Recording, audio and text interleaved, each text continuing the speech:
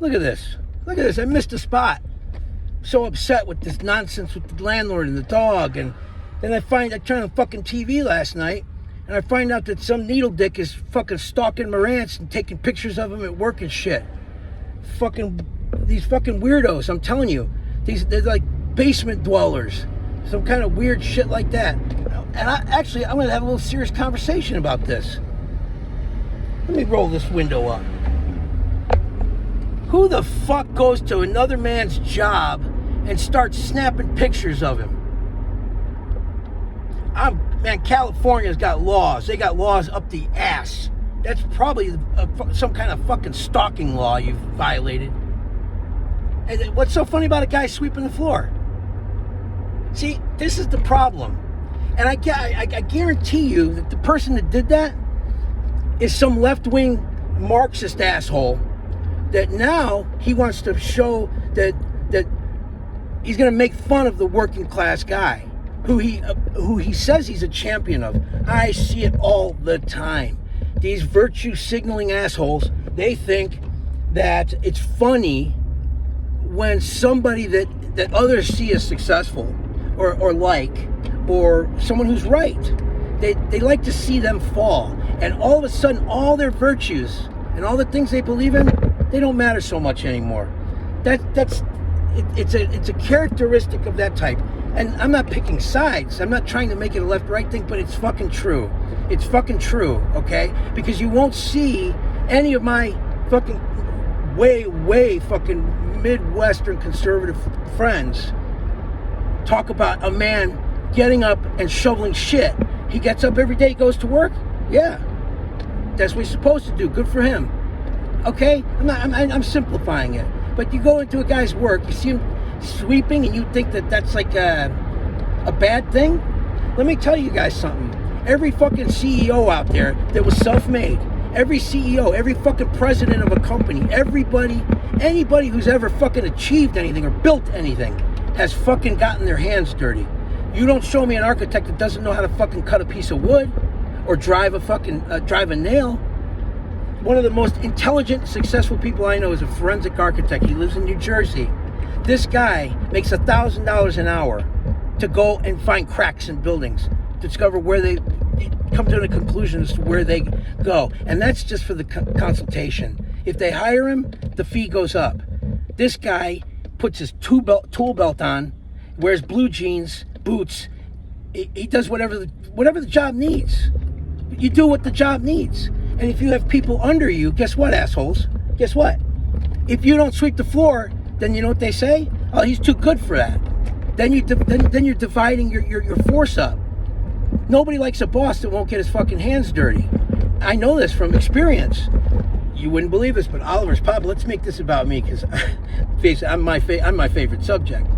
Okay, when I was an overnight manager at a Country Mart, basically a stock manager, because the store was closed at night. I had to make sure everything got cleaned and restocked and replenished, that the vegetables and all the produce looked good. And I had about 9 guys underneath me.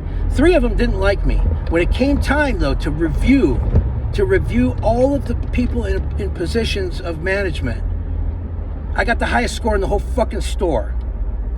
And it was the guys that didn't like me that pushed me over the top, if you could look at it that way. Highest score possible. Why? Because he does whatever he asks us to do. He does whatever he asks us to do. Nobody likes a peacock. Nobody likes a fucking guy walking around, hey, you better get this done, you better get this done. Some of you dimwits get a little bit of fucking power, that's what happens. So you found out that Morantz sweeps the floor. Oh, you guys are so fucking brutal. So what? Maybe you should sweep your own fucking floors. Who knows what the places you live in look like? Seriously. Fucking pot stems and fucking seeds laying all over the place.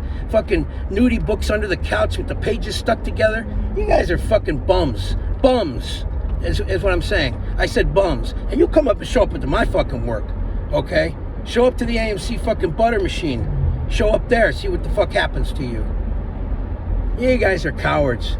And that means something. I'm going to tell you a real quick story, and I'm going to leave y'all alone. My father spoke 3 languages. He spoke English, Spanish, and Italian. And he knew them fucking almost fluently, even to the day he died, although he didn't use them for 20, 30 years. Okay? But he spoke 3 languages. He ran warehouses, cold storage units, hard, back-breaking fucking work. Okay? And he started working when he was 11 years old, which is late when you're an immigrant son. Okay? When my parents split up, he got cleaned out. Lost his record collection, his skeet shooting guns, his golf, everything. You know how divorce is, right? He was in debt. He needed to fucking be able to breathe. He drove from the north side of Chicago to the western suburbs every fucking day but Saturday to clean Butler Junior High School. To clean the fucking school. Vacuum, mop, clean the fucking toilets. I don't know anybody else's dad that had the rough time that we did during that time. I would go with him, and he'd let me play ball in the gym, or he'd let me vacuum. Sometimes I'd say, hey, can I do this? He's like, yeah, I don't know if you're supposed to. Let me get it, right?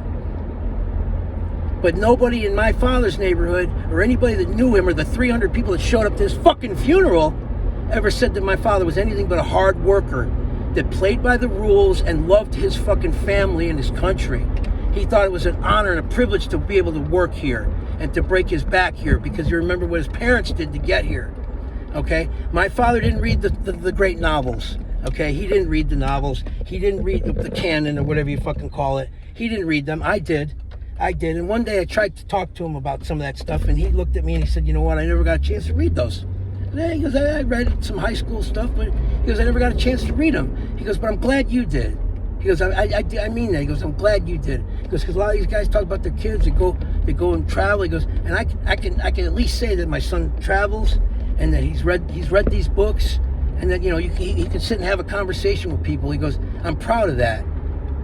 That's the fucking salt of the earth. He was also very ashamed of me, probably let down too. But my father went every day and swept and fucking vacuumed and mopped. He could have said, this is beneath me. Look at me, I'm running Ashland Cold Storage. You want me to go over here and clean a fucking school? No, he didn't do that. He went and cleaned the fucking school. But he didn't have any little fucking pissant needle dick motherfuckers going there and taking a picture of him either. Shit, man, you guys would be lucky to get a job cutting fucking Morantz's lawn. And his wife, my God, the only way you guys come close to a class act like that is if you're carrying her luggage through the fucking lobby somewhere. Don't look at her either. Here's fucking $5. Go have yourself a $5 party. Ugh, what a terrible bunch of jagoffs. Because you can't stand that he was right. Man, I hate sore losers. I fucking hate sore losers. The only thing worse than a sore loser is a sore winner. You know? You guys are the fucking worst. You really are. I don't know what to say.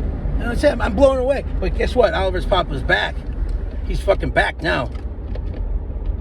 Fucking taking pictures of grown men at their jobs and shit. What a bunch of fucking fruitcakes, man. Seriously. Good Lord. Hey, listen. God bless you all. We'll see you later.